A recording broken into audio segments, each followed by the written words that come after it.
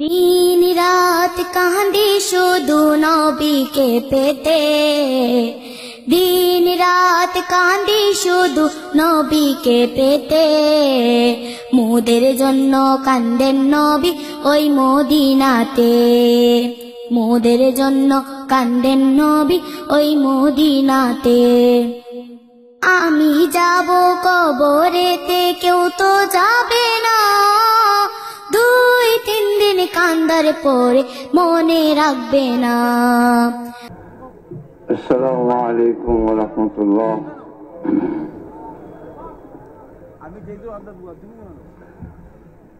আলহামদুলিল্লাহ নাহমাদুহু ওয়া নাস্তাঈনুহু ونستغفره ونؤمن به ونتوكل عليه ونعوذ بالله من شرور أنفسنا ومن سيئات أعمالنا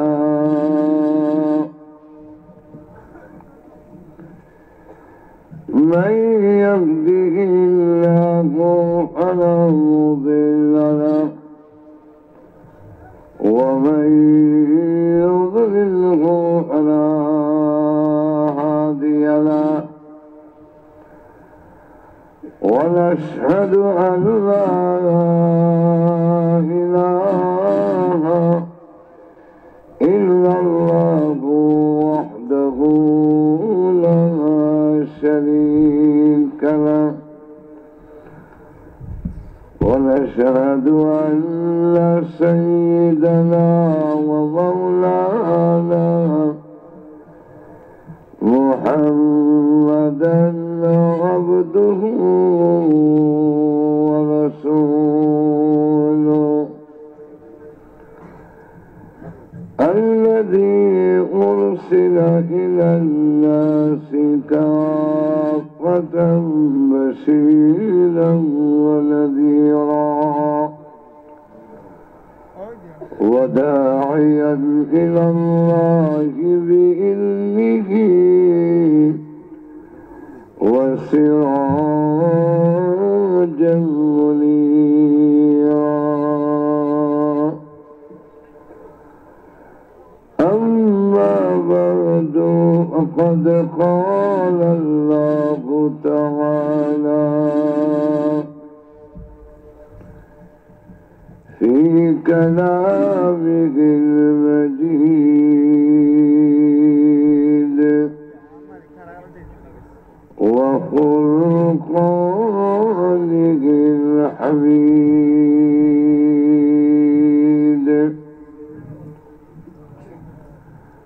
أعوذ بالله من الشيطان الرجيم. بسم الله الرحمن الرحيم.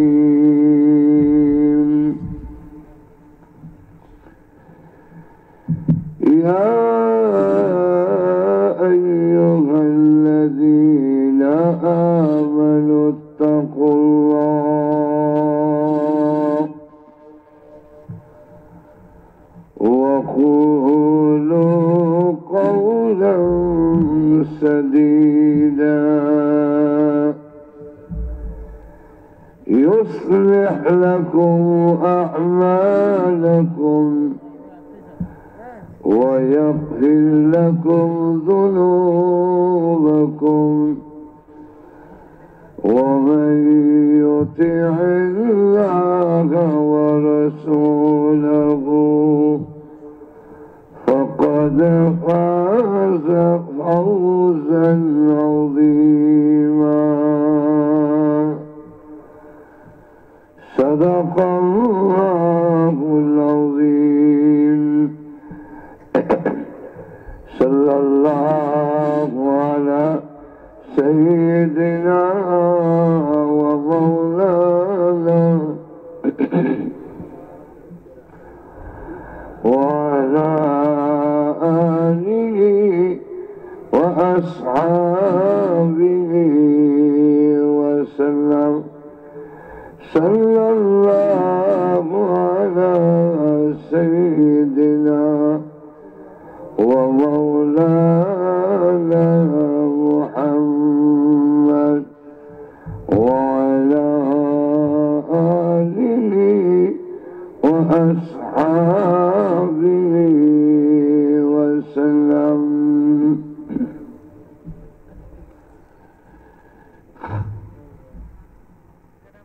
ঐতিহ্যবাহী দ্বীনি প্রতিষ্ঠান ওমর মাদ্রাসা কর্তৃক আয়োজিত আজকের বাৎসরিক ইসলামী মহাসম্মেলনে অত্যন্ত শ্রদ্ধেভাজন সভাপতি মুআজ্জাজ মুকাররম উলামায়ে কেরাম, উপস্থিত সমবেত প্রাণপ্রিয় মুসলমান ভাইরা, পর্দার অন্তরালে অবস্থানরত অত্যন্ত শ্রদ্ধেয় মা ও বোনেরা, সর্বপ্রথমেই সে মহান আল্লাহ পাকের দরবারে অসংখ্য গণিত শুকর আদায় করছি, যিনি অত্যন্ত দয়া করে আজকের মাহফিলে আপনাদেরকেও এবং আমাকেও হাজির হওয়ার মতো তৌফিক দিয়েছেন। তাই মহান আল্লাহ পাকের আলিশান দরবারে শুকরিয়া জানাচ্ছি, আলহামদুলিল্লাহ।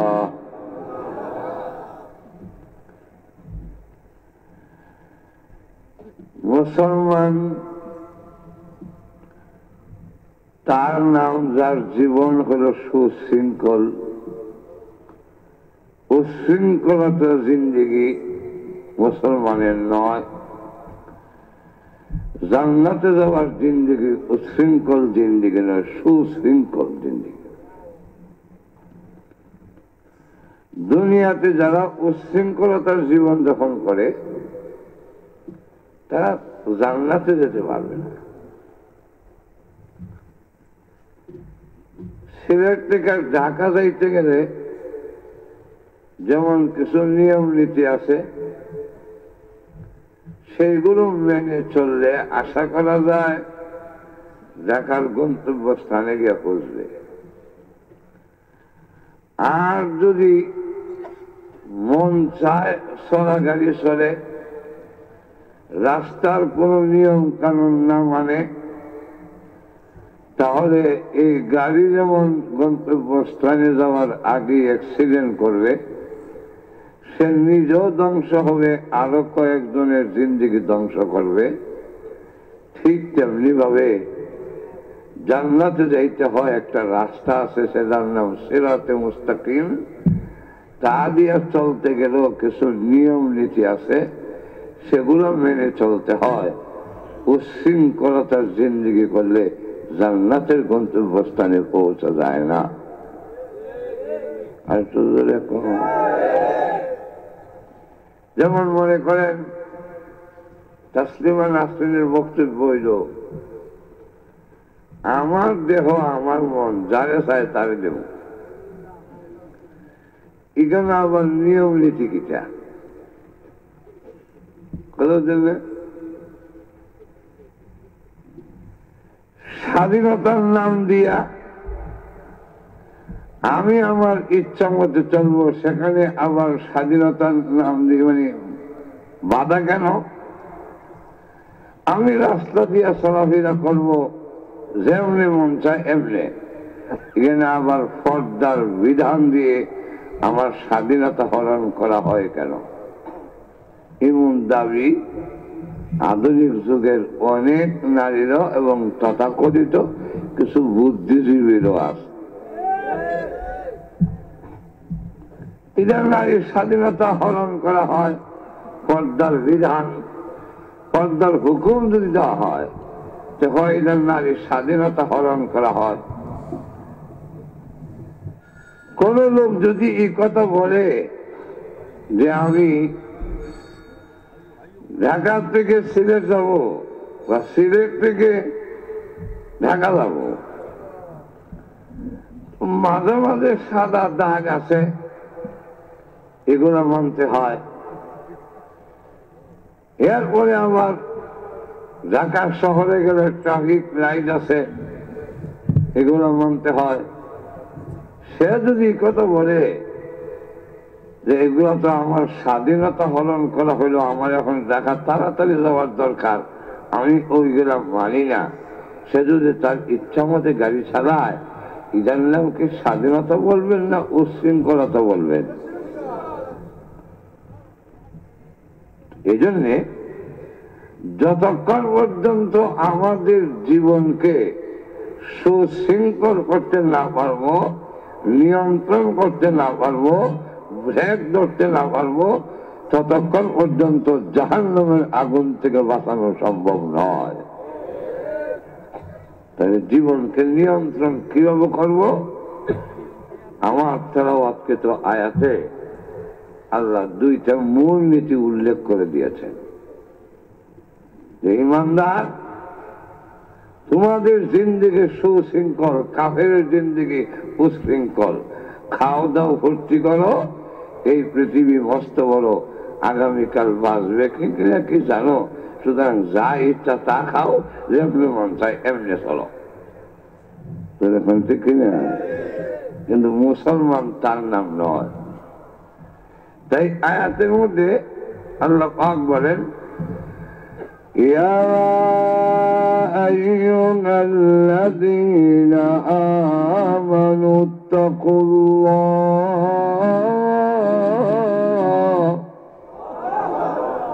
হে ঈমানদারেরা, ইত্তাকুল্লাহ, আল্লাহকে ভয় করো, আল্লাহকে ভয় করো।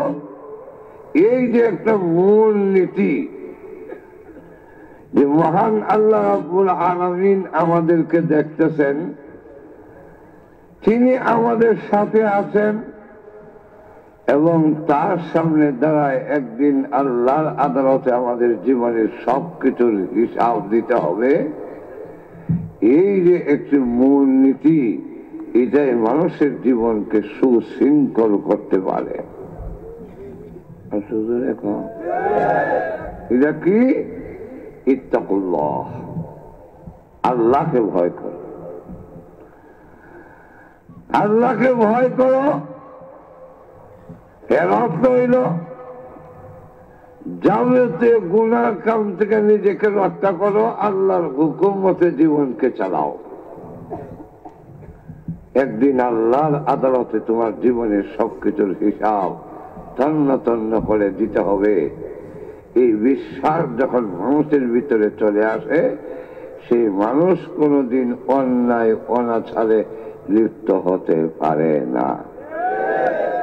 আর জোরে কম, ব্যক্তিগত জীবনে হোক, সামাজিক জীবনে হোক, রাষ্ট্রীয় জীবনে হোক, যখন আল্লাহর ভয় আসে, কিয়ামতের মাঠে জবাবদিহিতার ভয় তার অন্তরে আসে, ব্যক্তিগত জীবনেও গুনার কাজে লিপ্ত হতে পারে না, সামাজিক জীবনেও পারে না, রাষ্ট্রীয় জীবনেও যখন সে ক্ষমতা পায়, তখন দেখা যায় সেখানেও তার পক্ষে অন্যায় অনাচার জুলুমের কাজে নিয়োজিত হতে পারে না। আমিরুল মুমিনিন হযরত ওমর রাদিয়াল্লাহু আনহু প্রচন্ড গরমের মধ্যে তিনি খালি ভাই হেঁটে যাচ্ছেন। হযরত উসমান গনি রাদিয়াল্লাহু আনহুর বাড়ির সামনে যখন গেল, তখন তিনি বলেন, আমিরুল মুমিনিন, আপনার এই অবস্থা কেন? আপনি খালি ভাইয়ে, জুতাও নেই। তখন তিনি বলেন, সরকারি একটা উট যার জিম্মাদারি আমার কাছে, সেই উট একটা হারায় গেছে, তার অনুসন্ধানে বের হয়েছি। জুতা তালাশ করতে দেরি যদি হয়ে যায় আর এর ভিতরে উটটা হারায়া যায়, তাহলে তো কিয়ামতের দিন এই উটের জন্য আল্লাহর কাছে জবাবদিহি করতে হবে। তাই জুতা আনার আর টাইম পাইছি না। হযরত উসমান গনি বলেন, এই উটের জন্য আপনি নিজে বাইরেছেন? এটা ছাগলে বললেই তো। উনি বলেন, হে উসমান, কিয়ামতের কঠিন ময়দানে সরকারি উট যে হারিয়ে গেছে, এর জন্য কোন গোলামকে জিজ্ঞাসা করা হবে না, আমি উমর ইবনুল খাত্তাবকে জিজ্ঞাসা করা হবে। শুধু এটা গোলামের দায়িত্ব নয়, আমার দায়িত্ব।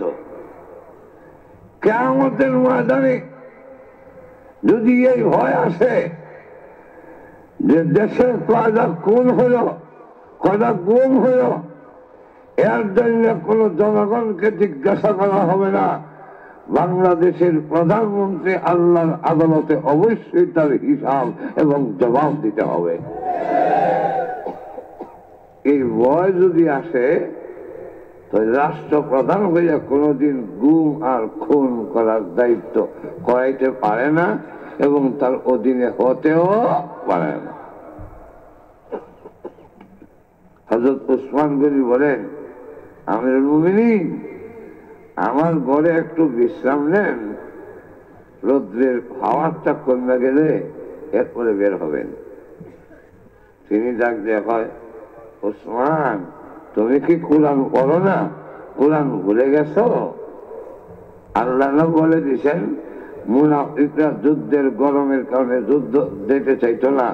আল্লাহ জানাই দিছেন, قُلْ نَارُ جَهَنَّمَ أَشَدُّ حَرًّا।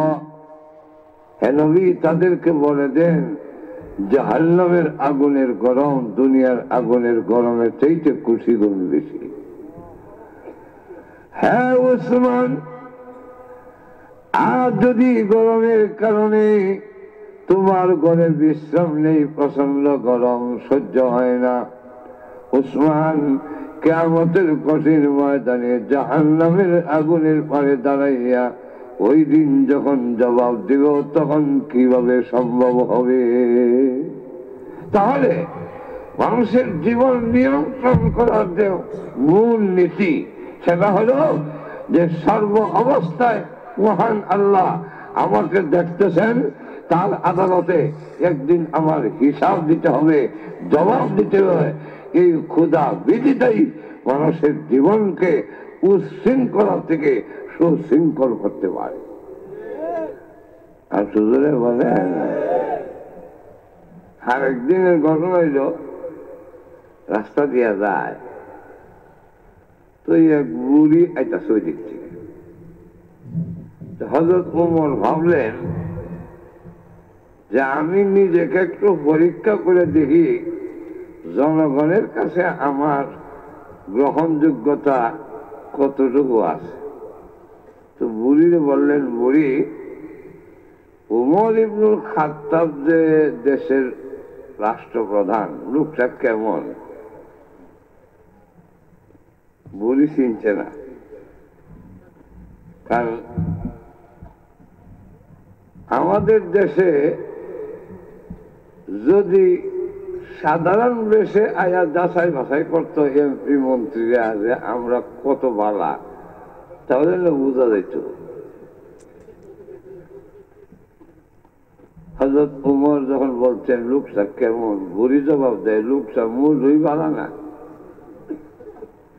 কেন ভালো না? লোকটা দেশের জনগণের দায়িত্ব নিছে, তার অধিকার দিবে। জনগণের অধিকার কি? অন্ন, বস্ত্র, বাসস্থান, শিক্ষা, চিকিৎসা, বিচার ব্যবস্থায় ইনসাফ। এই ছয়টা হইল জনগণের সরকারের কাছে পাওনা। 1 নম্বর হলো খাওয়ান দিতে হইব, 2 নম্বর হলো কাপড় চোপড় দিতে হবে, 3 নম্বর হলো বাসস্থান দিতে হবে, 4 নম্বর হলো চিকিৎসার ব্যবস্থা করতে হবে, 5 নম্বর হলো শিক্ষার পরিবেশ ভালো করে জনগণ সন্তান যেন নিরাপদে লেখাপড়া করাইতে পারে, 6 নম্বরে আদালতে গেলে সেখানে সরকারি দল আর অন্য দল বা সাধারণ লোকের মধ্যে আমি একজন সরকারের ক্ষমতা যারা আছে তারা, আর সাধারণ একজন পাবলিক, তার মধ্যে যেন বিচার ব্যবস্থায় কোনো পার্থক্য না থাকে। এগুলো হলো জনগণের পাওনা। জনগণের কি পাওনা? তো উমর জনগণের অধিকার দিবে বলে দায়িত্ব নিছে। আমার ঘরে যে খাওয়ান নাই, বেড়া তো একদিন খবর লইল না, বেড়া ভালো মানুষ কেমন লইব? হযরত উমর বলেন, বুড়ি আপনার ঘরে যে খাওয়ান নাই এটা উমর জানেনি? জানাইছেননি? জানানোর পরে যদি খবর না নিত তেন না অপরাধী। কি কর? হাসু ধরে বলে, হ্যাঁ ঠিক কইছেন তো, কিন্তু বুড়ি তো ওই যুগের বুড়ি, বুড়ি অত ঠিক কইতো না। বুড়ি কয়, জানানোর দায়িত্ব তো আমার না, জানানোর দায়িত্ব হলো যে দায়িত্ব নিছে তার।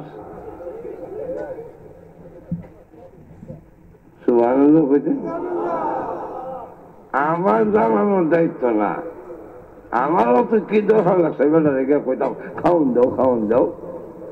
কিয়ামতের দিন আল্লাহর আদালতে যখন বিচার দিব, তখন বুঝবো নে উমরে কয় মন দানে কয় মন চাউল হয়।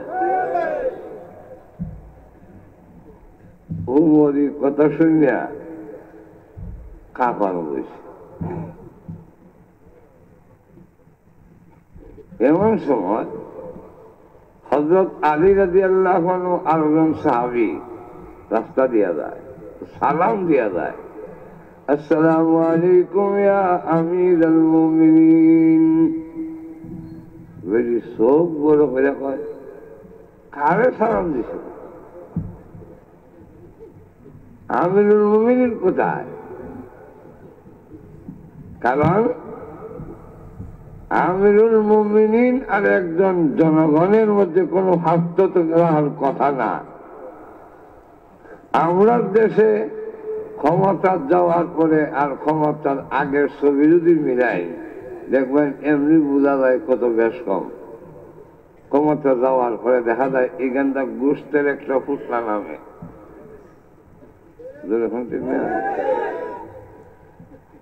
আর উমর ক্ষমতা যাওয়ার পরে আরো কঙ্কাল হয়েছে, কঙ্কাল। কঙ্কাল হাড়ি করা যায়। আর খায় কি জানেন? জবের রুটি জাইতুনের তেল দিয়া। আচ্ছা, আপনারা যদি সয়াবিন তেল দিয়ে আনা রুটি দিয়ে কলা খাইবা? এখন সাহাবীরা বলেন, দেশে পর্যাপ্ত পরিমাণে গম পাওয়া যায়, গোস্ত পাওয়া যায়, উনি এই আনার রুটি, গমের জবের রুটি জাইতুনের তেল দিয়া না খাইয়া গোস্ত দিয়ে যদি খাইতেন, শরীরে একটু শক্তি বেশি হইতো, দেশ চালাইতে পারতেন, ইসলামের খেদমত করতে পারতেন। কিন্তু এই কথাটা কইব কে? উমর নাম শুনলই যেখানে মানুষ ভয় হয়, মিস্টার ইবলিস পর্যন্ত উমর যে রাস্তা দিয়া যায়, এই রাস্তা দিয়া শয়তানও যায় না।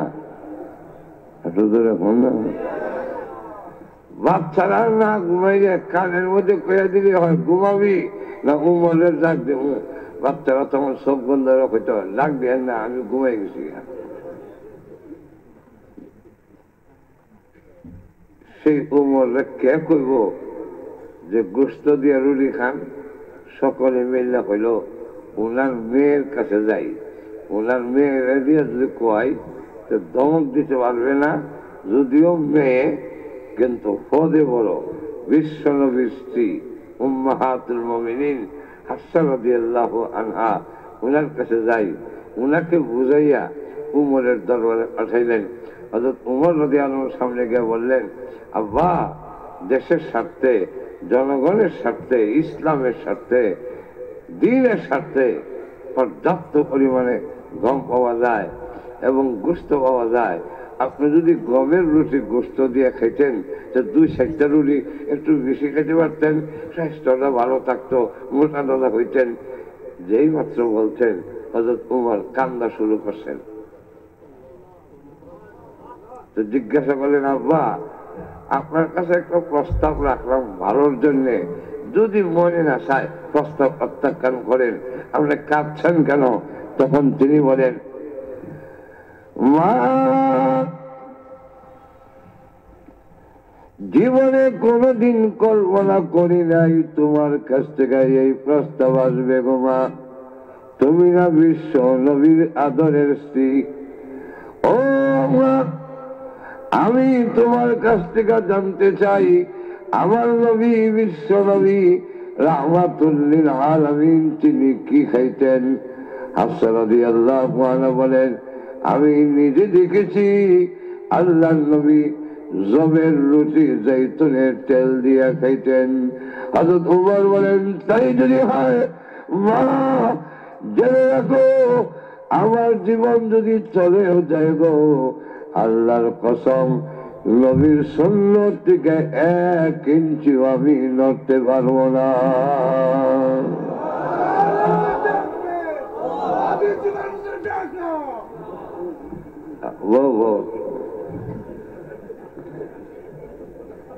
হযরত উমর রাদিয়াল্লাহু আনহু এই যে নবীর সুন্নতের উপরে, নবীর সুন্নতের এত বড় ইত্তেবা অনুসরণ, এই কারণে তো কঙ্কাল হয়ে গেছে। একজন সাধারণ লোক আর রাষ্ট্রপ্রধান চিনা যায় না। পোশাকের মধ্যে 18টা তালি দেওয়া, জমার মধ্যে তালি দেওয়া 18টা, একটা দুইটা না, পাঞ্জাবি মাত্র একটা, সপ্তাহে একবার এটা ধুয়ে দেয় আর একটা পাঞ্জাবি দিয়া চলে। একবার জুম্মার মধ্যে গিয়া দাঁড়ায় খুতবা দিছেন, ইসমাউ ওয়া আতিউ ইয়া আইয়ুহান নাস ইসমাউ ওয়া আতিউ, এই লোক সকল আমি যা বলি মনোযোগ দিয়ে শোনো এবং মেনে নাও। এক যুবক দাঁড়ায় কয়, যতক্ষণ পর্যন্ত আমার প্রশ্নের জবাব না পারবো মানব দূরের কথা শুনতে রাজি না। কি তোমার প্রশ্ন? প্রশ্ন হইল, এমন থেকে যে রিলিফের সাদর হয়েছে আমরা একটা করে হয়েছি, আপনি 2টা হইলেন কেউ? ঘুমাই গেছে না কেন? ওটা রিলিফের চাদর, জনগণ রিলিফ খায়, সরকারও রিলিফ। তো বলল চাদর আমরা একটা হইলাম, আপনি 2টা হইলেন কেন? উনি বলেন, এই প্রশ্নের জবাব আমি না দিয়া আমার ছেলে দিবে, আব্দুল্লাহ বিন ওমর। তো তিনি মিম্বরের কাছে দাঁড়িয়ে বললেন যে, ভাইয়ের আমার বাবার একটা পাঞ্জাবি, তাও 18টা তালি, কোন কোন তালি আছে সামলা দেওয়া। উনি সপ্তাহে একদিন ধোয়া দেয় শুক্রবারে, যে সময় পাঞ্জাবিটা ধোয়া দেয় এই সময় তিনি খালি বসা থাকেন, শুকাইলে গা দিয়া মসজিদও আসেন। আজকে মেঘাচ্ছন্ন আকাশ, মেঘাচ্ছন্ন রৌদ্র নাই, পাঞ্জাবিও শুকাইছে না, আর যেই তালিগুলো সামলার তার মধ্যে পানি লাগলে এটা না শুকাইলে এক দুর্গন্ধ সৃষ্টি হয়। এই জন্য তিনি রিলিফের চাদর যে পাইছেন একটা, ইটা হইয়া খালি গায়ে জাতির উদ্দেশ্যে ভাষণ দেওয়ার জন্য যখন রোয়ানা দিয়েছেন, আমি যে একটা পাইছিলাম রিলিফের চাদর, এটা দিলেছি। উনার গায়ে যেটা, এটা উনার নয়, এটা আমার। তখন তিনি ডাক দেওয়া হয়, ওই যুবক দ্বারা হয়, হ্যাঁ এবার বলেন, শুধু শুনবো মানবো তাই না? যদি আপনি বলেন তাহলে আগুনে ঝাঁপ দেওয়ার জন্য, পানিতে ঝাঁপ দেওয়ার জন্য আল্লাহর কসম করে বলে আমরা তা গ্রহণ করার জন্য প্রস্তুত হয়ে আছি। তো সালাম দিয়ে যখন যায়, বুড়ি জিজ্ঞাসা করে, আমিরুল মুমিনিন কই? হযরত আলী রাদিয়াল্লাহু আনহু পরিচয় করায় দেয়, যার সাথে মারতেছেন উনি ওই বেরি হয় লা ইলাহা ইল্লা আনতা সুবহানাকা ইন্নী কুনতু মিনাজ জালিমিন। আল্লাহ আমার ভাই বলি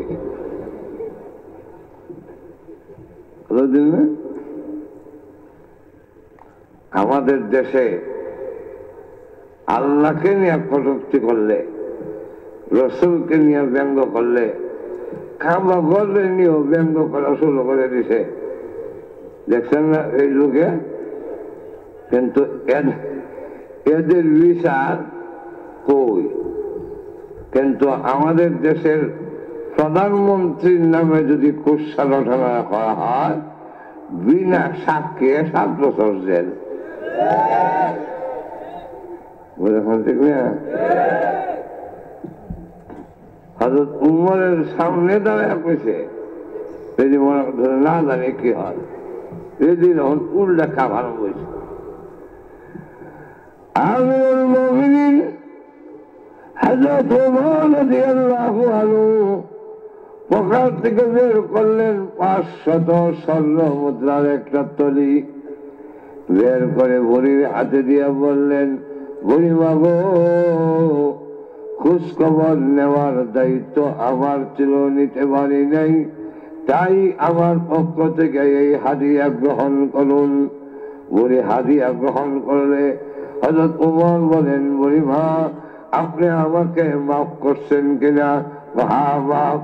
ও বুড়িমা, এবার আমি জানতে চাই লোকটা ভালো না খারাপ? বুড়ি জবাব দেয়, এর চাইতে ভালো মানুষ এই যুগে আর হয় না। হযরত ওমর রাদিয়াল্লাহু আনহু থামেন না, বুড়িকে জিজ্ঞাসা করেন, বুড়িমা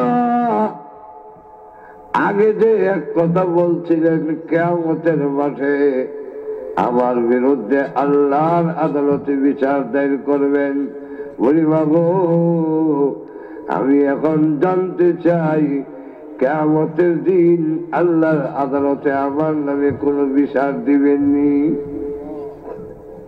সুবহানাল্লাহ। বুড়ি বলেন, না আর বিচার দায়ের করব না।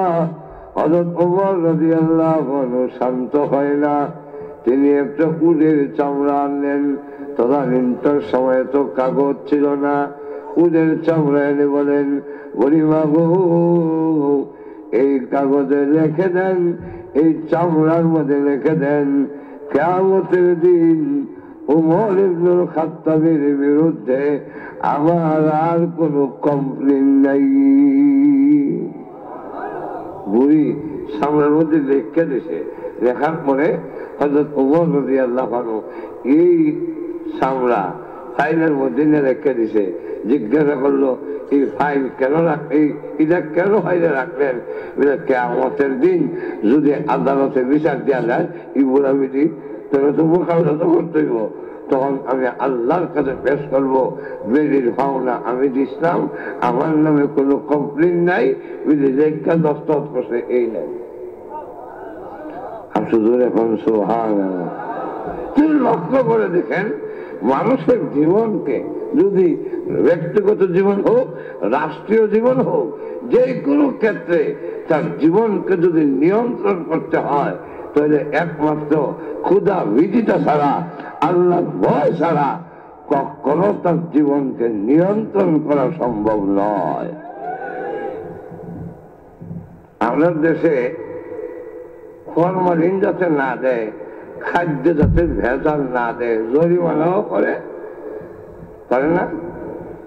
শুধু দেখেন না, কদিন পরে পরে ভেজাল মুক্ত অভিযান চালায়, কিন্তু বলেন তো দেখি খাদ্য ভেজাল দেওয়া কি বন্ধ হয়েছে? আর শুধু এখন বন্ধ হয়েছে। কিন্তু আল্লাহর ভয় যদি থাকতো, আল্লাহর কসম কোনদিন খাদ্য ভেজাল দিত না। শুধু এখন মা তার মেয়েকে জিজ্ঞাসা করে, আজকে দুধ কয় কেজি দিছে গো? 2 কেজি। মা তার মেয়েকে বলে, আরো 2 কেজি পানি মিশিয়ে দেয়। তাহলে কয় কেজি দিব? দুধের মধ্যে পানি যেমন জায়েজ নেই না বেজায়। তাহলে আপনার গড় যদি 10 জন খাওয়াই না হয়, 1 কেজি দুধ যদি দেয় গায়ে, এটার মধ্যে পানি না দিলে কেমনে হয়ে যায়? 1 কেজি দুধের মধ্যে 5 কেজি পানি দিলেও নিষেধ নাই, দেন চাইতে হয়, দেন 1 কেজির মধ্যে 10 কেজি, কোনো অসুবিধা নেই। কিন্তু দুধের মধ্যে পানি দিয়া দুধ কইয়া বিক্রি করা হারাম। আসলে এখন কেন? এটা দুকা, এটা কি আসলে এখন কি কইলেন? দুধ আসলে হানি।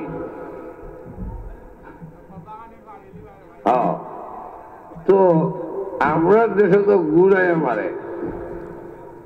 একবেলা দেখা যায় জামের মধ্যে আগে হানি তৈছে, দুধ যায়। তো জিজ্ঞাসা করা হইল, ভাই তুমি এইভাবে পানির মধ্যে দুধ জ্বালতেছ কেন? সে জবাব দেয়, নোয়াখালী হিসাবের কাছে মুড়ি দিছি। হুজুর আমারও বলছেন, তুই তো দুধের ব্যবসা করো, সাইজ দুধের মধ্যে খেলাম পানি দিবে, দুধের মধ্যে পানি দিস না। এই কারণে আর দুধের মধ্যে পানি দেই না, তবে পানির মধ্যে দুধ দেই।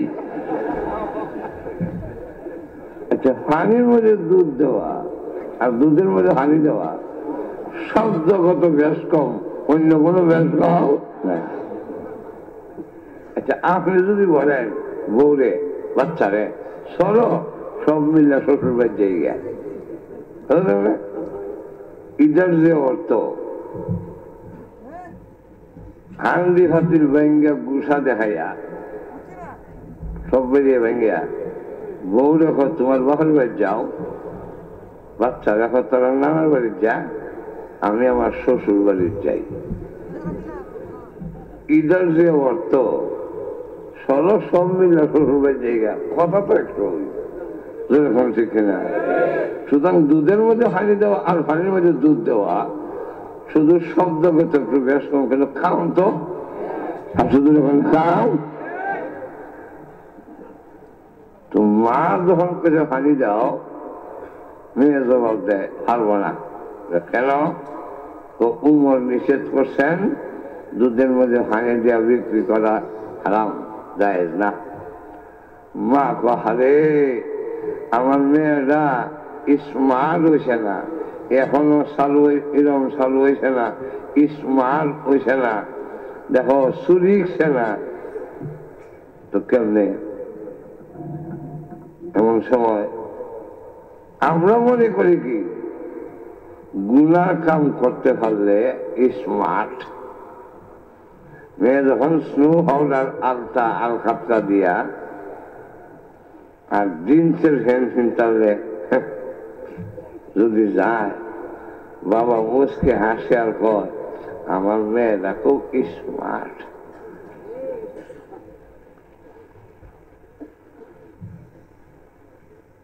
চুরিছে না, সংসার উন্নতি করবো কিভাবে? তোর উমর কেটা দেখবার লেগে ঘরের কোনাত খাল রয়েছে, আর আল্লাহ কি মর্জি উমর ঘরের কোনাত খারা।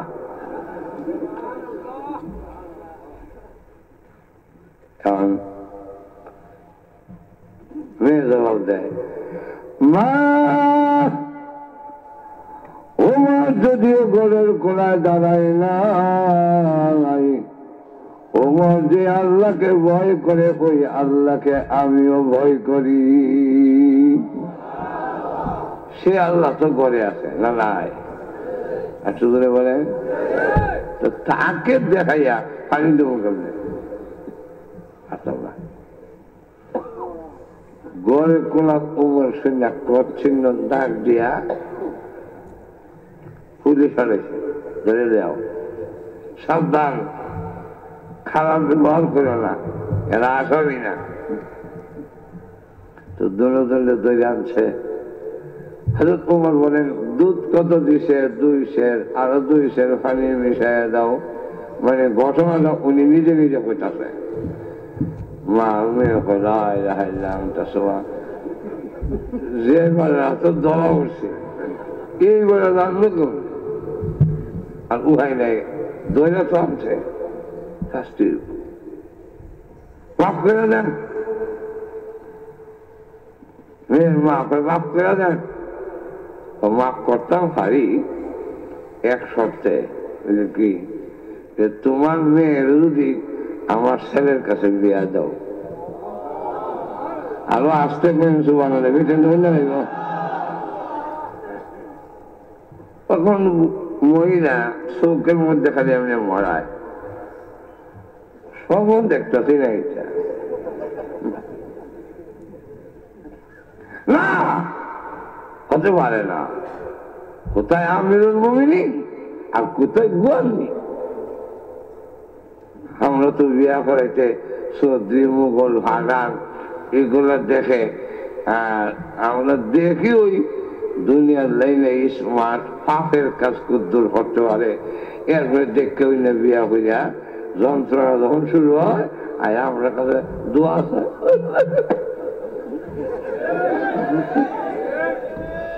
আমরা এখন টাকা করছে দোয়া কাম হইতো না হইলেই তুমি ভুল করছো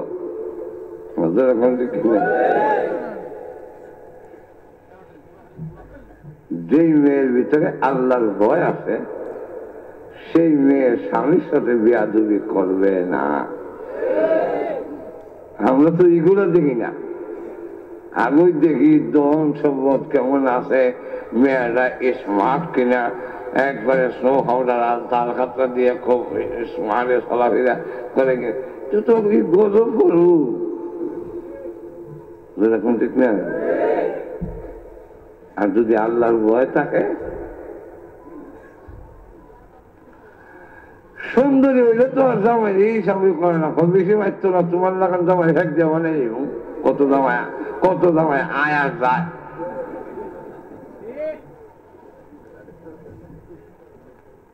আর হযরত ফাতেমা আল্লাহ এমন সুন্দরী হযরত আয়েশা সিদ্দিকা রাদিয়াল্লাহু আনহা বলেন ফাতেমা আমার ঘরে আইলে বাতি বুতি নাই ল্যাম্প নাই কফি নাই কিন্তু তার ফ্রিজের কাপড় সরাইলে আমার হাতের সুই পর্যন্ত দেখা যেত কিন্তু স্বামীর সাথে বেয়াদবি নাই বুঝলেন না গভীর রাত্রে এসে লাগছে ফাতেমা লাভবাই তুমি ঘুমাও নাই না আপনি বাইরে থাকলে ঘুমাইলেও দরজায় কান লাগাই ঘুমাই যাতে আপনার প্রথম রাখি আমি সাড়া দিতে পারি কেন হ্যাঁ স্বামী আমার রব্বুল রহমাতুল আলামিন বলেছেন আপনি যদি খুশি হন আল্লাহ খুশি আপনি যদি নারাজ হন মহান আল্লাহ নারাজ হয়ে যাবে দরজার সামনে আইসা যদি ডাক দেন আর আমি যদি ঘুমের জব না দেই ঘুমের কারণে তাহলে আপনার মনে আঘাত লাগলে আল্লাহ নারাজ হয়ে যাবে আর আমরা 14 বার ডাক দিল আরে উঠো না এরপরে অত রায় কোন বোর বাই আসলাকে জব দেও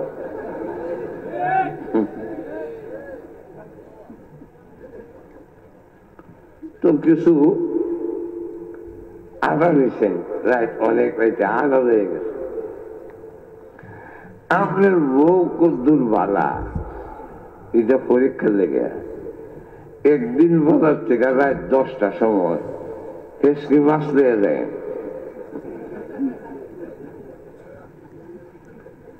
দেখবেন কি দাদা ভাড়া হয়ে গেল হযরত ফাতেমা রাদিয়াল্লাহু আনহা রুটি বানাইতে লাগলেন আর হযরত আলী বলেন ঠিক আছে একসাথে খাবো আমি একটু বিশ্রাম নেই বিশ্রাম নিতে গিয়া ঘুম লেগেছি বুঝলে না? আমরা দেশের মহিলা হইলে গিয়া ধাক্কাটা বিছনার থেকে হারাই দিল এত কেসকি মাছ লই আইসে যাও না আনলাম একসাথে খাইতো দেখো না কত আরাম সিটিয়ে ঘুমিয়েছি তা না করে আস্তে করে পাও চাপ দিলেন। উনি জাগ্রত হইয়া বলেন ফাতেমা বিশ্বনবী কলিজার টুকরা দলের দুলালি হইয়া খাতুনে জান্নাত হইয়া ফাতেমা গো আমার পায়ে কেন হাত দিলে? হযরত ফাতেমা বলেন আমি বিশ্বনবীর কলিজার টুকরা হতে পারি। আমার আব্বা বলেছেন আপনি খুশি হইলে আমার আল্লাহ খুশি হয়ে যাবে। আপনি নারাজ হইলে আমার আল্লাহ নারাজ। শেষে আমি বিশ্বনবীর কলিজার টুকরা হইয়াও লাগবো। খোদা বিধিটা মানুষের জীবনকে সুশৃঙ্খল করে ফেলে। যাই হোক, বলতেছিলাম হযরত উমর বলেন তোমার মেয়েকে আমার ছেলের কাছে বিয়া দিবা। এই বিয়া দিবা কিনা এই প্রস্তাব দেওয়ার জন্য তোমরা আনছি, তোমরা মানে অপরাধের কারণে গ্রেফতার করা হয় নাই। কেন? আমি আমার ছেলের জন্য অনেকদিন ধরে এমন একটি কন্যা তালাশ করতেছি যার ভিতরে আল্লাহর ভয় আছে। একটু জোরে কম। যে মেয়ের ভিতরে আল্লাহর ভয় থাকবে সেই মেয়ে যেমন স্বামীর অবাধ্য হবে না, সেই মেয়ে বেপর্দা হবে না, সেই মেয়ে বেনামাজি হবে না, সেই মেয়ে স্বামীর মাল চুরি করবে না। তখন এর মাধ্যমে কি হবে? এই মেয়ের পেট থেকে তখন আল্লাহর ওলি পয়দা হবে। বুঝলেন না? তাই আমি চাইছিলাম এমন একটি কন্যা যার ভিতরে আল্লাহর ভয় আছে। তোমার গরুকে হাইলাম এই কন্যা তো দেখা যায় তোমার গরু গুয়ালনির গরু। কার গরু? গুয়ালনি। তাই প্রস্তাব দিলাম। মহিলা কয় আমিও প্রস্তাব মানলাম, তবে এটা তো অনেক বেশ কম দেখা যায়। বুঝলেন না? দুনিয়ার দৃষ্টিতে একজন আমিরুল মুমিনিন, একজন গোয়ালনি, কিন্তু আল্লাহর কাছে এই পরিচয় নয়। আল্লাহর কাছে যে বেশি আল্লাহর ভয় যার ভিতরে যত বেশি হবে তার মর্যাদা আল্লাহর কাছে তত বেশি হবে। বিয়ে হওয়ার পরে তাদের বংশের জন্ম নিয়েছেন পঞ্চম খলিফা উমর ইবনে আব্দুল আজিজ, যার শাসনামলে বাঘ আর বকরি একই ঘাট দিয়ে পানি পান করতো, বাঘও বকরির হামলা করতো না। এমন ইনসাফ ছিল। শুধু একজন না, বুজুর্গানে দিন কিতাবে উল্লেখ করছেন তাদের বংশে 70 জন আল্লাহর ওলি পয়দা হয়েছে। লক্ষ্য করে দেখেন, প্রথম নম্বর, আমি লম্বা ওয়াস্ত করবো না, শুধু আইসি দোয়া নেওয়ার জন্য। দোয়া নেওয়ার জন্য লম্বা ওয়াজ করবো না, কিন্তু এর কোনো 40-50 মিনিট হয়ে গেছে, আর 10 মিনিট কইলে 1 ঘন্টা হয়ে যাবো। সুতরাং আর 10 মিনিট কইয়া ঘন্টাটা পুরো হয়ে দেওয়া যায়। অসুবিধা হইতেছে? আর দুজনে বলেন আর 10 মিনিট কইলে অসুবিধা হইব? তাহলে প্রথম নম্বর, ও ইমানদাররা, তোমাদের জীবনকে যদি সুশৃঙ্খল করতে হয়, তোমাদের জীবনকে যদি জান্নাতি জিন্দেগি হিসাবে গড়ে তুলতে হয়, প্রথম নম্বর মূলনীতি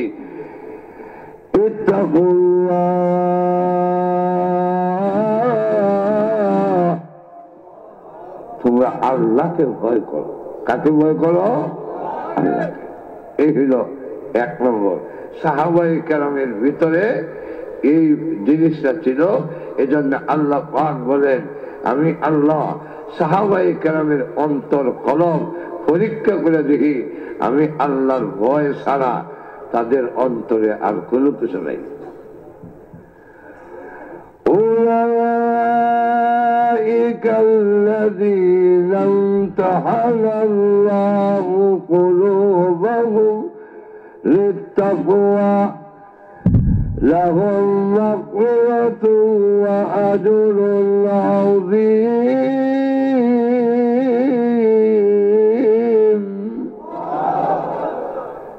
সাহাবায়ে কেরামের অন্তর আল্লাহ পরীক্ষা করে দেখছেন যে তাদের অন্তরে আল্লাহর ভয় ছাড়া কিচ্ছু ছিল না, এই কারণে তারা গুনার কাছ থেকে বাঁচা সম্ভব হয়েছে। জিনা করা, সুদ খাওয়া, ঘুষ খাওয়া, এগুলোর থেকে বিরত থাকা সম্ভব হয়েছে। যদি কোনো সময় শয়তানের ধোঁকায় বা নফসের ধোঁকায় গুনাহ করে দিয়েছে, তো তাকওয়া ভিতরে থাকার কারণে গুনাহ গ্রহণ করে না। আমরা দেহের মধ্যে কেউ যদি পায়খানা খায় যায়, কোনো কারণে যদি পায়খানা মুখে তার ঢুকাইয়া যায়, এইবারে জোর করিয়া পায়খানা খাওয়াই দিছে, পায়খানা খাইয়া নীরব হয়ে থাকবো, ঘুমে গেছে। এই কারণে পায়খানার কথা কইছি পরেও লড়েন না দেওয়া যায়। পায়খানা যদি জোর করে খাওয়াইয়া দেয়, খাইয়া নীরব হয়ে থাকবো, খাইছে আর কি এরকম করবো, উস্কানি শুরু করবো, উস্কানি বমি, কি গুগাই।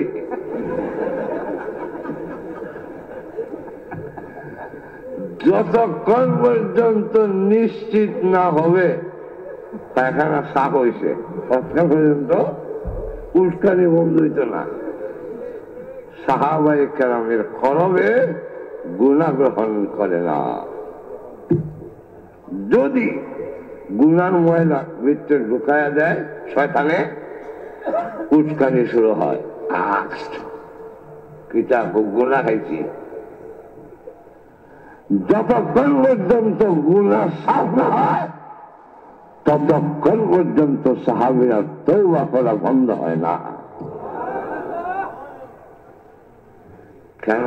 ভিতরে তাকওয়া, ভিতরে কি? এই কারণে তারার দাম, আর আমরা খালি বিদায়। তো লক্ষ্য করেন, লম্বা সুরা আলোচনা করার সুযোগ নাই। 1 নম্বর, আল্লাহকে ভয় করো, জয় করো, একদিন কিন্তু হিসাব আল্লাহর দরবারে দিতে হবে, যেরকম ঠিক না। 2 নম্বরটা, وقولوا قولا سديدا, এই কলবের সাথে একটা জিনিসের সম্পর্ক আছে, এটা কোনটা? এই জিহ্বাটা, দেখি শুধু এখন জিহ্বার আসর গিয়া কলবে করে, এই কারণে আল্লাহ বলেন, যদি তোমার নিয়ন্ত্রণ করার লাগে উশৃঙ্খল জীবন থেকে সুশৃঙ্খল জিন্দেগি চাও, তোমার জবানকে কন্ট্রোল করো, সিধা কথা কইও, বেহাতেরা না, সহজ কথা কইও, কঠিন কথা নয়, সত্য কথা বলবা, মিথ্যা কথা নয়, যেরকম ঠিক কিনা। শুধু জবানটা যদি কন্ট্রোল হইতো এই যুগে, তাহলে আমরা অনেক গুনার থেকে বেঁচে যেতাম। আসলে এখন এই যুগে গুনাহ যতগুলো জিনিস দিয়ে করে, সবথেকে মারাত্মক হইল জবান। আর দুজনে বলেন, যেখানে বলবে একজন আরেকজনের গীবত করা ছাড়া, এমনকি মসজিদও রেহাই নাই। মসজিদে গেলেন তসবিহ হবে, সুবহানাল্লাহ সুবহানাল্লাহ সুবহানাল্লাহ, দেখিও নসরুদ্দিন মিলে তবলিগ গেছে, তো বউ কইতে গেছে, আচ্ছা আরেকবার বউ কইতে গেছে, তোমার তো গরম হয়েছে কেন?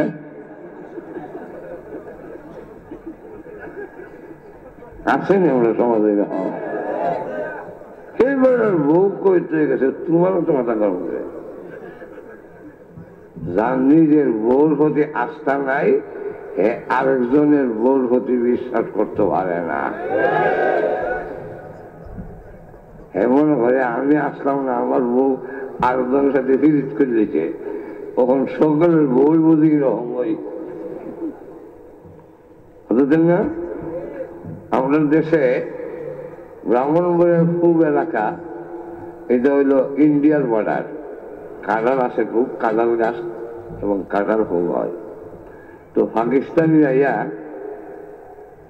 কাঁঠাল কেমনে খাইতে বুঝছে না, সে বাঙালিরা কইছে কাঁঠাল কেমনে খায়, তো বাইঙ্গা দেখাইছে কামড়াইয়া খায়।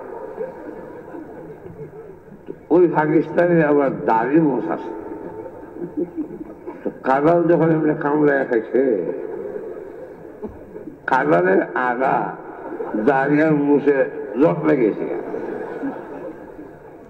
তো আরেক বাঙালি জিজ্ঞেসে এটা সাফ করে কেমন, সায়াই না দিয়ে হয়, ঈদে মোড়াইয়া দিলে সাফ হয়। এমনি লাগছে আগা, আমার যখন শাড়ি দাইনে মরাইছে উলমানের তো হয়েছে। এমনি হেপ করছে কিনা শেষে দেখছে শেভ করুন ছাড়া আর শুনাইতে না, তখন শেভ করেছে। ওর যারে লাগার ভাই দাড়ি ছাড়া, দাড়ি নাই মুখ নাই, এদিক তো কথা ধরে জিগায় তুমি মেরে মানিন কাদার খায়া তা, তুমি কি আমার লাগান খালো হয়ে লাগে দাড়ি নাই যায়।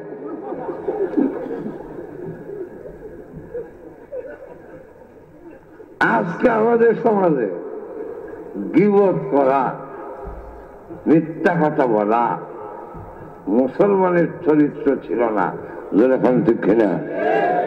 কিন্তু আজকে সবচেয়ে বেশি মিথ্যা কথার অভ্যাস মুসলমানের মধ্যে বেশি।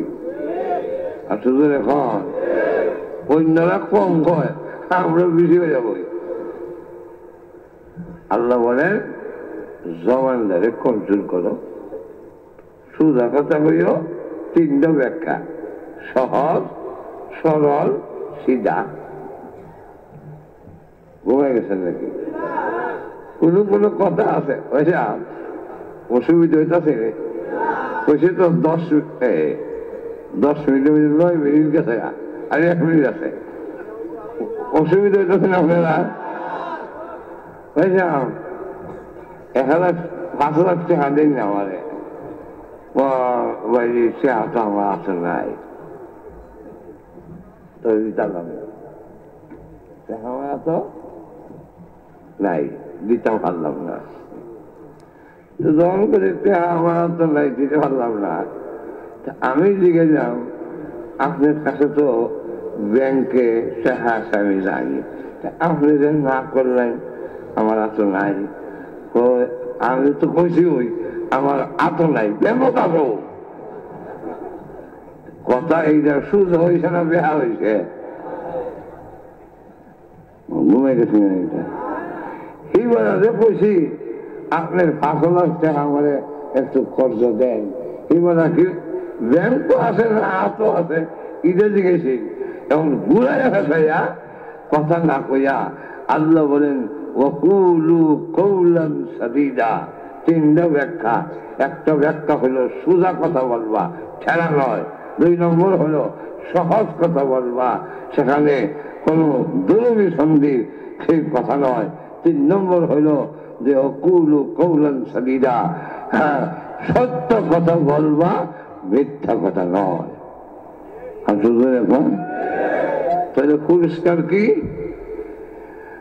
يصلح لكم أعمالكم, তোমাদের আমল সংশোধন করে দেওয়া হবে। এর অর্থ হইল সহি আমল করার তৌফিক তোমাদেরকে দেওয়া হবে।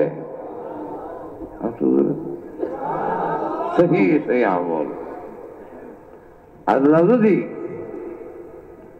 অনেক কথা রাখলাম, লম্বা হতাম না, কারণ অসুস্থ তো। আমি যাওয়ার ওয়াজ করুম গতবার তো গত বছর আমার তো ধারণা আর জীবনও আবার যে ওয়াজ করবো বাচ্চা থাকলেও ওয়াজ হবে না। আর আমিও মান্য দেখি, কেন মানছি জানেন? আমিও জুলুম করলেছি, আমার কপাল আমি মনে করছি যা ওয়াজ আসিল ইটা কইয়া ফেললেছি, হায়াত বাকি আছে ওয়াজ শেষ। এমনি ডেলি 4টা 5টা 7টা করে ওয়াজ করিয়া এত কোনো বক্তার কাম না। যদি 7টা হলো তো 7টা যেই তো করিলেছি একদিনে, আমার আল্লাহ আমার কপাল যা ওয়াজ লেখা আছিল হায়াত থাকতে সাজিয়েছি। যেমন কবি নজরুল, একটা সিস্টেম আছে, আপনি যতটা কথা বলবেন লোভে মাহফুজে তার লেখা আছে যে আপনি কত হাজার কথা বলবেন। এখন যদি বেশি কথা হইয়া হায়াত থাকতে আপনার কথা যা শেষ হয়ে যায়, তখন মৃত্যুর আগ পর্যন্ত আপনি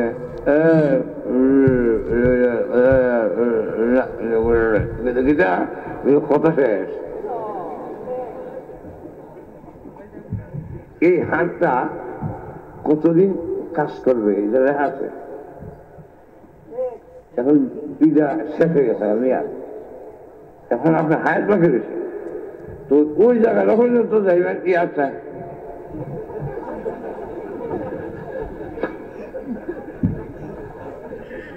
বোঝাইতে পারছে কিনা আল্লাহ জানে। এখন আমিও বন্ধ দিয়েছি যে ওয়াজ আসলে বেশি করে দিয়েছি, শেষ হয়ে গেছে আর হবে না। কিন্তু এখন দেখি মনে হয় সকলের দোয়ায় আল্লাহ পাক রহম করে পৌঁছে যা, আরো কিছু করে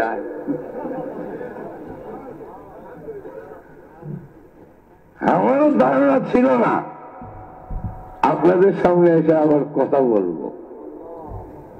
আল্লাহ এই সুযোগ করে দিয়েছেন, আমাদের খুশি না বেজার। আর আমিও দেখছি আল্লাহ, আইয়ুব আলাইহিস সালাম অসুস্থ ছিলেন 18 বছর, তো সুস্থ হয়েছেন। ওদের জিজ্ঞাইল একজনে যে সুস্থ ছিলেন আর অসুস্থ ছিলেন, সুস্থ হয়েছেন, আপনার কাছে কোনটা ভালো? উনি বলেন সুস্থতাও নিয়ামত, অসুস্থতাও আল্লাহর নিয়ামত, কিন্তু সুস্থতার নিয়ামত অসুস্থতা থেকে ভালো তা তো জানি, কিন্তু অসুস্থ অবস্থায় যে একটা শান্তি আছে ইটা হয় না। ইটা কোনটা? প্রত্যেক দিন। কারণ কোন বান্দা যখন অসুস্থ হয় তখন আল্লাহর কাছে তার দাম বেড়ে যায়, আল্লাহর কাছে তার দাম বেড়ে যায়। তো প্রত্যেক দিন আল্লাহ একবার করে আমাদের জিজ্ঞাইতো, ইয়া আইয়ুব কেমন আছো? শুধু আল্লাহু আকবার। প্রত্যেক দিন যে আল্লাহ আমাদের ডাক দেয়া জিজ্ঞাইতো, আইয়ুব কেমন আছো, কিরার কামড়ের মাঝখান দিও আমার প্রেমিকে যখন ডাক দেয়া জিগায়, এই যে একটা মজা পাইতাম, এই মজাটা এখন পাই না। তো সারা বিশ্বে যে পরিমাণ দোয়া হয়েছে, যদি 50 বছর বাঁচতাম এই দোয়া কেউ করবে না। বিশ্বাস হয়নি? আচ্ছা যাক, কথা শেষ, লম্বা হয়ে লাভ নাই, লম্বা করতাম না। আমার আরো বাকি রয়েছে কাম। 3 মাস টাইম দিছে, 3 মাস পরে final check up. Final check up 6 মাস পরে, এরপরে ফাইনাল একটা করব।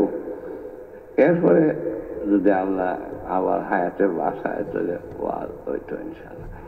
এখন লম্বা ওয়াজ না, লম্বা না কইতে হইতে তো লম্বা হয়ে গেছে গা। ইউসলিহ লাকুম আমালাকুম, তোমার আমল সংশোধন করে দেওয়া হবে। এর অর্থ হইল, তাফসীর কারকরা লেখেন, আল্লাহ সহি আমল করার তৌফিক তার বান্দাকে দান করবেন এই দিনে করতে। আর কি তোমার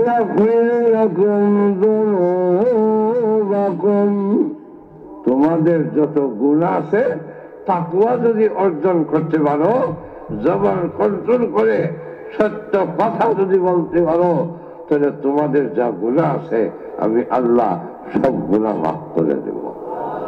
আল্লাহ পাক আমাদের সকলকে এর উপরে আমল করে।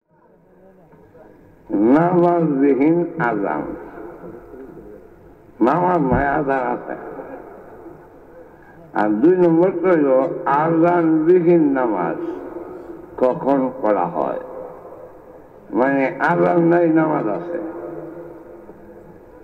পৃথিবীতে যখন আমরা আসি তখন বুখারীর হাদিসে উল্লেখ করা হয়েছে আযান দেওয়া হইত, ছেলে হোক আর মেয়ে হোক। অন্য হাদিসে আছে এক কানে আযান আর এক কানে ইকামত। তাহলে দুনিয়াতে আসার সময় আযান দেয়, ইকামত নাই, নাই, নামাজ নাই। আল্লাহ ঘুম নাই, আযান আছে নামাজ নাই। এটা হইল জন্মের সময় আযান দেয় কিন্তু নামাজ পড়ে না। আল্লাহু আকবার, আল্লাহু আকবার, নামাজ আছে। আবার নামাজ আছে, আযান নাই। জানাজার নামাজে আযান আসেনি, শুধু দেখলাম নাই। আসলে জাকারিয়া রাহমাতুল্লাহ আলাইহি বুখারী শরীফের একটা ব্যাখ্যা গ্রন্থ লিখছেন তাকরীরে বুখারী। এর মধ্যে আনছেন আযানও আছে, নামাজও আছে। তাই যারা কইছে অল্প বিদ্যাতে ভয়ঙ্কর। এটা একটা প্রশ্ন হইল, মনে হচ্ছে যে এই প্রশ্ন করলে মোল্লারা যাও দিয়ে আসতো না। ঠিক না? আযানও আছে, নামাজও আছে। জানাজার নামাজের আযান আছে, আর দুনিয়াতে আসার করে যে আযান দেয় এই আযানের নামাজও আছে। ঘুমাই গেছেন কেন? কিনা জাকারিয়া রাহমাতুল্লাহ আলাইহি উনার বুখারীর ব্যাখ্যা গ্রন্থের মধ্যে লিখছেন এক কানে আযান আর এক কানে ইকামত কেন দেওয়া হয়। এর দেওয়ার কারণ হইল এই কথা জানায় দেওয়া হয় যে তোমার আযান ইকামত হয়ে গেছে, আযান ইকামত হয়ে গেলে ইমাম সাহেব নামাজের নিয়ত বানতে মাঝখানে যুদ্ধর বাকি, তোমারও আযান ইকামত হয়ে গেছে, নামাজের জন্য তুমি প্রস্তুত থাকো, অন্যদিকে তোমার জিন্দেগি নষ্ট করো না। জানাজার নামাজে আযান ইকামত নাই, আযান শুধু আযান দিয়ে নামাজ পড়ে না, তোমার আযান তো আগেই দেওয়া হয়েছে, বুঝতেছেন না? ওই যে দুনিয়াতে আসার সময় আযান দেওয়া হয়েছিল, এই আযান ওই কেন? দুনিয়ার জীবন এত সংকীর্ণ জীবন যে আযান মুয়াজ্জিন যে হয় লা ইলাহা ইল্লাল্লাহ, হ্যাঁ ওইল শেষ, ইমাম সাহেব আল্লাহু আকবার হামজা দিয়া শুরু হয়, এই হামজা আর হার মাঝখানে হলো তোমার জিন্দেগি। তাহলে জানাজার আযান নাই, জ্বালাইছে আগে। দুনিয়াতে আসার সময় আযান দিল, ইকামত দিল, নামাজ কই? ওই যে মরার সমাজে করবো, এইটা ওই। আল্লাহ পাক আমাদের সকলকে বুঝার তৌফিক দান করুন, আমিন। اللهم صل على سيدنا مولانا محمد وعلى آله وأصحابه وبارك وسلم. أستغفر الله إن الله غفور رحيم. الحمد لله. ربنا ظلمنا أنفسنا وإن لم تغفر لنا وترحمنا لنكونن من الخاسرين. ربنا آتنا في الدنيا حسنة وفي الآخرة حسنة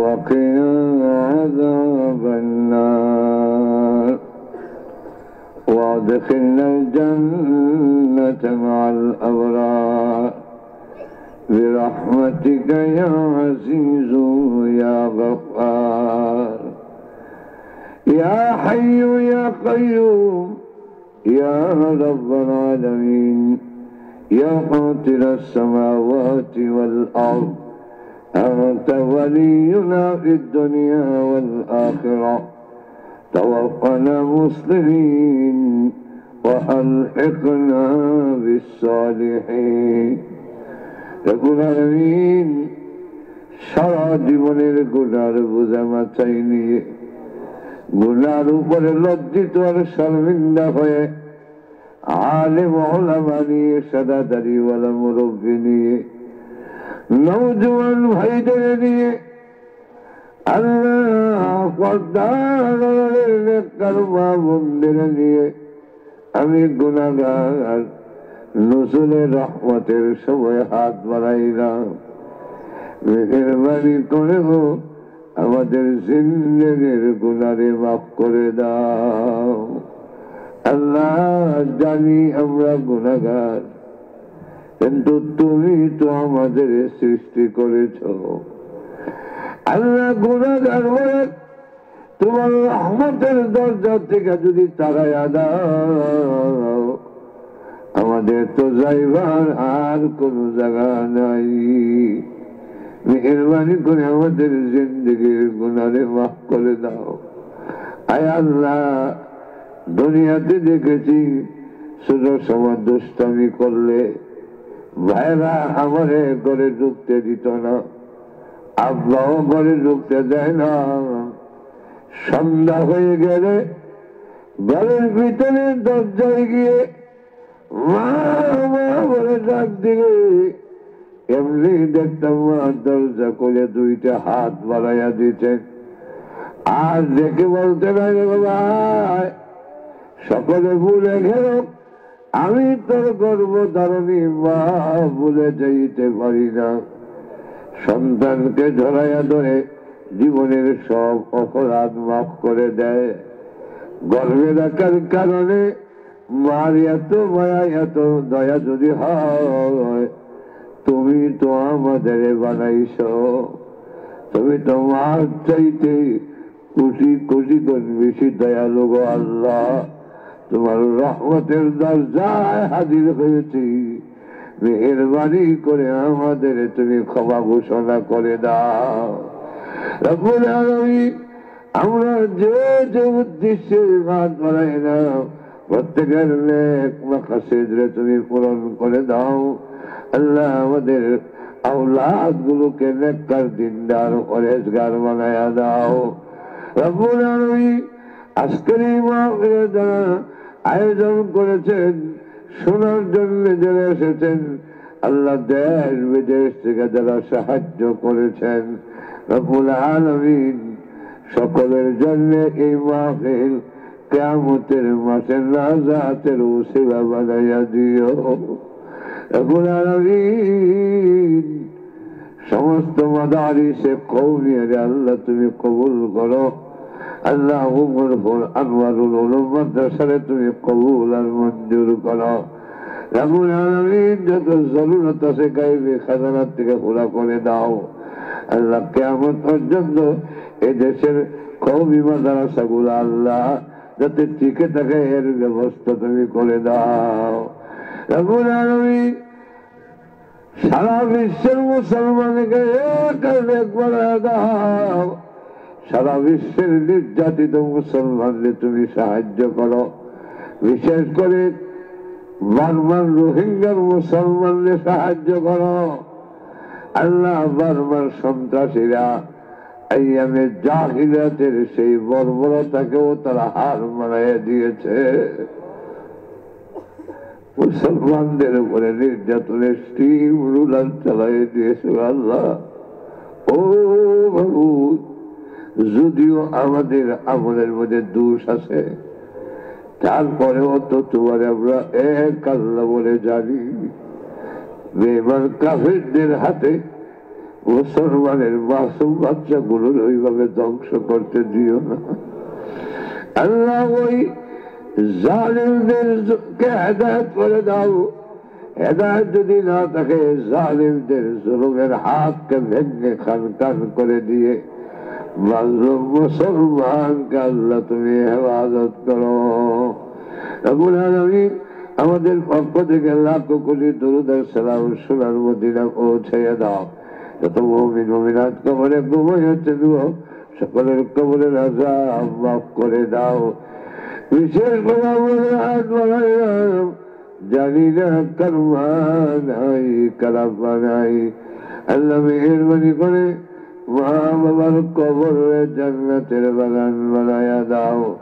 আয় আল্লাহ তাআলা, ও মাবুদ মেহেরবানি করে মা বাবার কবরে জান্নাতের বাগান বানায়া দাও। আয় আল্লাহ, আমাদের দাদা দাদি দাদা দাদি শ্বশুর শাশুড়ি আত্মীয় স্বজন এবং এই এলাকার মাটির নিচে যত মুর্দা ঘুমাইয়াছেন সকলের কবরে জান্নাতের বাগান বানায়া দাও। আয় আল্লাহ, আমাদের উস্তাদ পীর মাশায়েখ যারা নাই, আল্লামা গহর করে রাহমাতুল্লাহ দুনিয়া নাই, আল্লাহ আমাদের প্রাণপ্রিয় উস্তাদ আল্লামা হোসাইন আহমদ ওমর হরি হুজুর আর দুনিয়াতে নাই। আল্লাহ ওনাদের সকলকে জান্নাতের উচ্চ মাকাম দান করে দাও।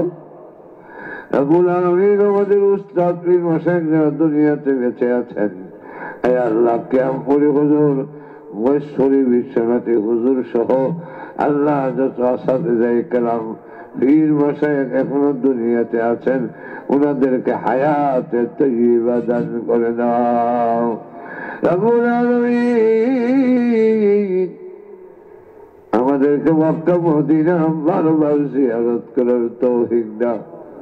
যেদিন মরণ দেব শাহাদাতের মরণ দিও, আর না হয় কমসে কম জুম্মার দিনে নামাজের সিজদার মধ্যে মালাকুল মউত পাঠাইয়া দিও।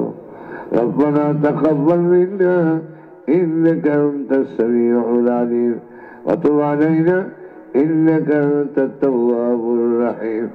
আমিন আমিন বিরহমাতিকা ইয়া আরহামার রাহিমিন।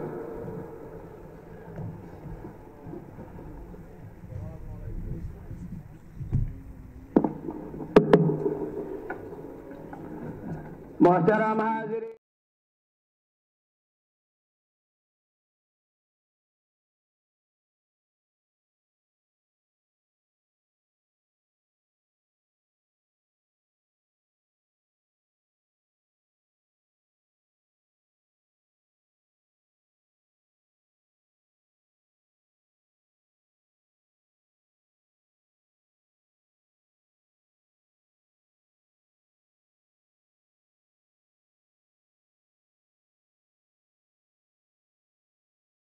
তো ভিউয়ার্স, আদর্শ জীবনের পক্ষ থেকে আপনাদের স্বাগত জানাচ্ছি।